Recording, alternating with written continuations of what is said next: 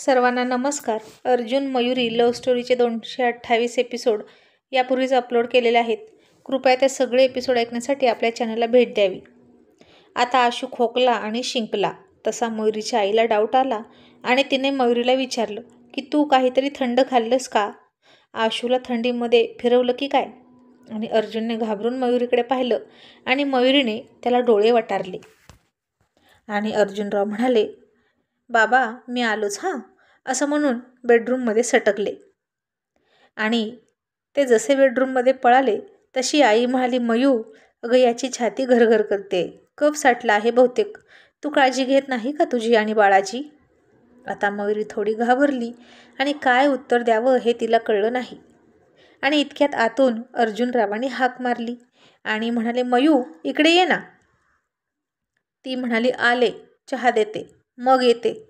मग थोड्या वेळानं ती आत गेली आणि चिडून म्हणाली, बघितलं, म्हणाले होते की नाही, आईला लगेच कळेल. आता काय करायचं? मी सरळ तुमचं नाव सांगणार. अर्जुन म्हणाला, मयू प्लीज यावेळी सोड ना मला, काहीतरी थाप मार ना.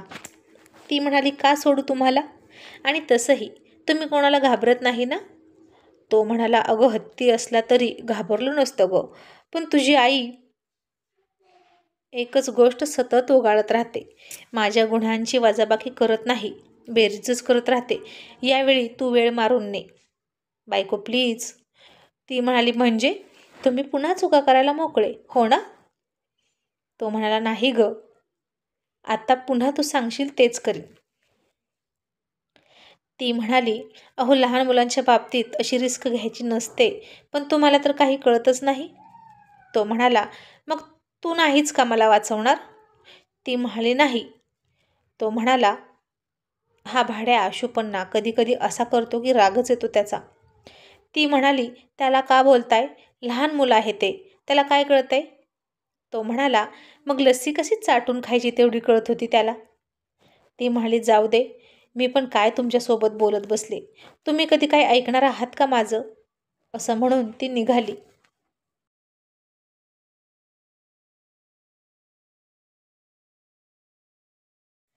आणि इतक्यात अर्जुननं तिच्या कमरेत हात घातला आणि तिला पकडून गोल गोल फिरवली आणि बेडवर ठेवली आणि तो तिच्या खूप जवळ आला. आणि ती म्हणाली, अर्जुनराव अहो काय हे, सोडा मला. अर्जुन म्हणाला, सोडणार नाही.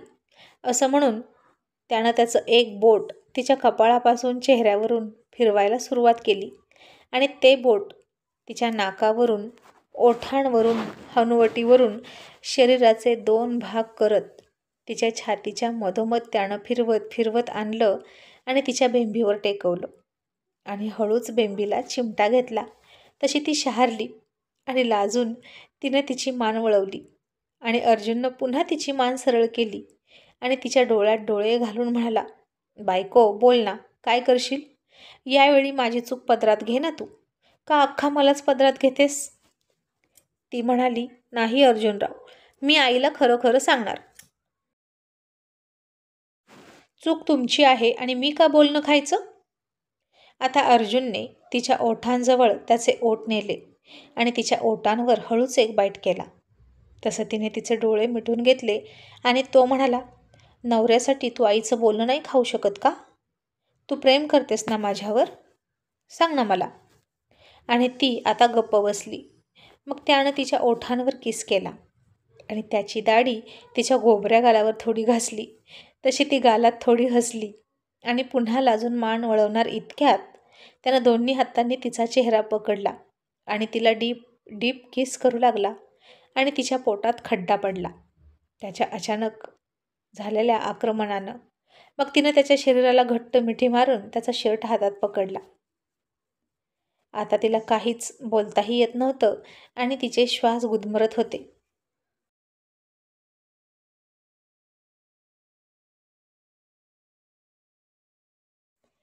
ती त्याला दूर ढकलण्याचा प्रयत्न करत होती, पण अशक्य. अर्जुनरावांना आता दूर ढकलणं अशक्य होतं. गुळाला चिकटलेल्या मुंगळ्यासारखे ते तिच्या ओठांना चिकटले होते आणि आता फक्त तिच्या बांगड्यांच्या किणकिणीचा आवाज येत होता. आता बराच वेळ ते दोघे खूप डीप किस करत होते. हळूहळू तो तिला कुस्करायला लागला आणि पुन्हा तिला तशीच त्यानं अंगावर घेतली. आता तो खाली आणि ती वर होती. आता तिलाही खूप छान वाटत होतं, कारण खूप दिवसातून ही रोमॅन्टिक मोमेंट ते दोघे फील करत होते. तीही अशी दिवसा. इतक्यात आईनं हाक मारली आणि म्हणाली, मयुरी अगं येतेस ना इकडे. तशी मयुरी त्याच्यापासून चटकन दूर जायला निघाली आणि लाजून बाहेर पळणार इतक्यात पुन्हा अर्जुनरावांनी वाघानं हरणीवर झडप घालावी तशी तिला पकडली आणि भिंतीसोबत दाबली आणि एका हातानं दरवाजा लॉक केला. आणि मयुरी लाजून म्हणाली, काय हे, सोडा ना. अर्जुन म्हणाला, अजिबात सोडणार नाही. आधी मला सांग, तू आईला सगळं खरं खरं सांगशील का? ती थोडीशी हसली आणि म्हणाली, बरं ठीक आहे, मारते काहीतरी थाप तुमच्यासाठी, पण पुन्हा तुम्ही अशी चूक करायची नाही, मला प्रॉमिस करा.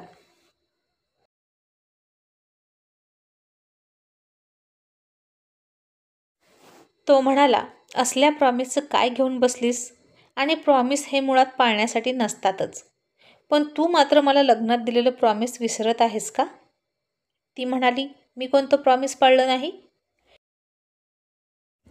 तो म्हणाला, हेच की माझ्यावर येणाऱ्या प्रत्येक संकटाला आधी तू सामोरं जाशील. मग आता अशी वागतेस का? मयू, तू तुझं वचन विसरतेस. ती म्हणाली, अर्जुनराव, जेव्हा खरंच संकट येईल ना, तेव्हा तुमची बायको तुमच्या पुढे खरंच ढाल बनून उभी असेल. अर्जुन म्हणाला, तुझी आई म्हणजे काही कमी संकट आहे का गं? मला भीती वाटते. यावरून समजून जा ना की मी त्यांचा किती धसका घेतला आहे. आता ती थोडी हसली आणि त्याला ढकलण्याचा प्रयत्न करत म्हणाली, हा बरं बाजूला, मला जाऊ द्या. आता त्यानं पुन्हा तिला दोन्ही हाताच्या मध्ये ब्लॉक केली आणि तिच्या मानेवर जोरात बाईट केला, इतका की त्याचे दात रुतले तिच्या मानेवर आणि ती जागा काळी निळी झाली. आणि वेदना होण्याऐवजी मयुरी रोमांचित झाली. आणि अर्जुन म्हणाला, मयू, कर ना माझ्यासाठी एवढं, मग मी तुला रात्री चोकोबार खायला देतो.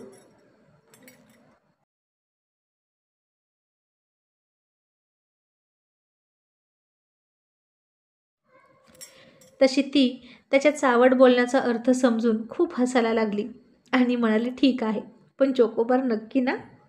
असं त्याला डोळा मारत म्हणाली. आता तो खूप हसला आणि म्हणाला, तू म्हणत असशील तर आत्ता देतो.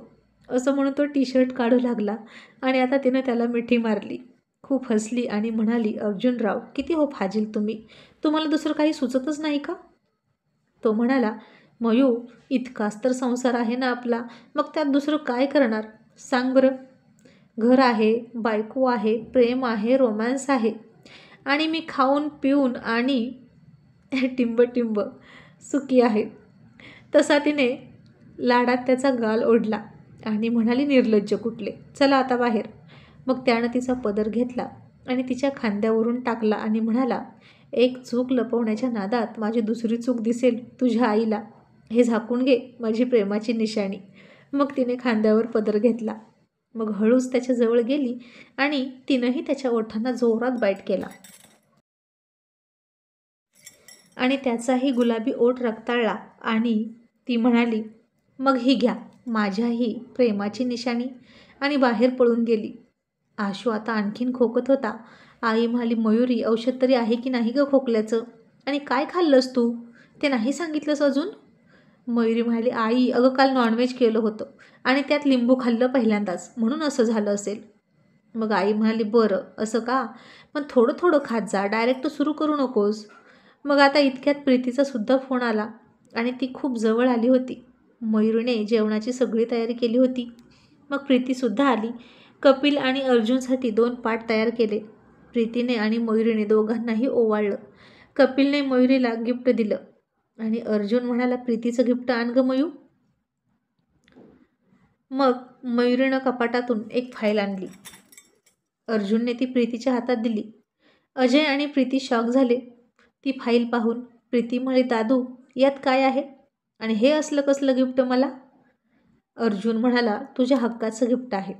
वडिलोपार्जित जमीन होती, त्यातला तुझा हिस्सा तुझ्या नावावर केला आहे, पण ती जमीन मी तशीच ठेवली आहे आणि तुझ्यासाठी दुसरीकडे जे काही घेतलंय ते दिलं आहे तुला.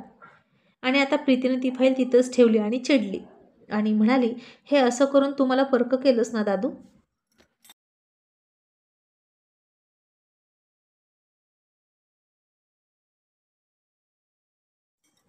मला माझ्या हिश्श्याचं प्रेम तेवढं हवंय, प्रॉपर्टी नको. अर्जुनने तिच्या डोक्यावर हात ठेवला आणि म्हणाला, चिमणे, प्रेम तर आहेच ग माझं तुझ्यावर, पण तुझ्या वहिनीची इच्छा होती की तुझा आणि या घराचा कायमचा संबंध संपवून टाकायचा. तसं मयुरीने अर्जुनकडे चकित होऊन बघितलं आणि खूप आश्चर्यानं म्हणाली, मी असं कधी म्हणाले? काहीही बोलता हा तुम्ही? प्रीती, मी असं म्हणेल का ग तरी?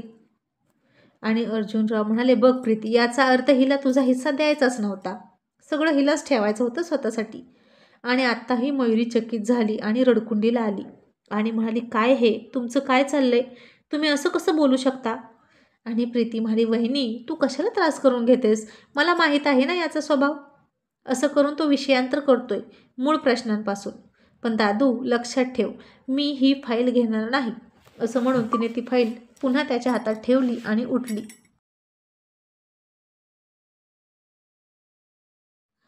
मग सगळ्यांचं जेवण झालं.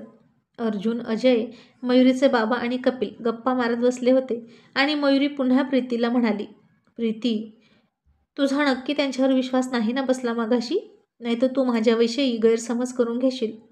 आणि प्रीती म्हणाली, वहिनी, अगं कशी ग इतकी भोळी तू? आणि तुझा नवरा बघ किती चालू आहे. सगळं तुझ्या नावावर खपून रिकामा झाला. त्याच्याकडून शिक ना काहीतरी. मयुरीची आई म्हणाली, प्रीती, पण तो देतो तर घे ना, तो तुझा हक्क आहे. प्रीती म्हणाली, आई, अहो काय करायचं आहे मला ते घेऊन? एवढा वाघासारखा भाऊ पाठीशी असताना मी त्या थोड्याशा जमिनीच्या तुकड्यासाठी अंतर पाडून घेणार नाही आम्हा दोघात. ती जमीन आमच्या बाबांची आहे आणि माझा त्या जमिनीवर मरेपर्यंत हक्क राहणार आणि ती जमीन मरेपर्यंत दादाकडेच राहणार. म्हणजे माझा दादावर सुद्धा डबल हक्क राहणार. आणि वहिनी, तुझ्यावर सुद्धा. असं म्हणून तिने मयुरीचे गालगुच्चे घेतले आणि म्हणाली, हस आता. मग आता भाऊबीजसुद्धा छान पार पडली. सगळे निघून गेले आणि रात्र झाली. अर्जुन बेडवर बसला होता आणि मयुरी किचन आवरलं आणि बेडरूममध्ये आली.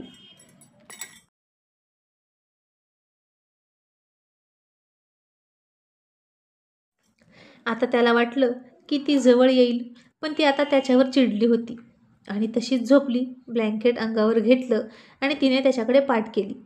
अर्जुन मनात म्हणाला, दुपारी इतकी वातावरण निर्मिती केली तरीही पाऊस पडणारच नाही की काय आज माझ्यावर प्रेमाचा? मग त्यानं तिला हात लावला तसं तिनं त्याचा हात झटकला आणि म्हणाली, हात नका लावू मला, बाजूला व्हा. अर्जुन म्हणाला, मयू, आता काय झालं ग? का चिडलीस?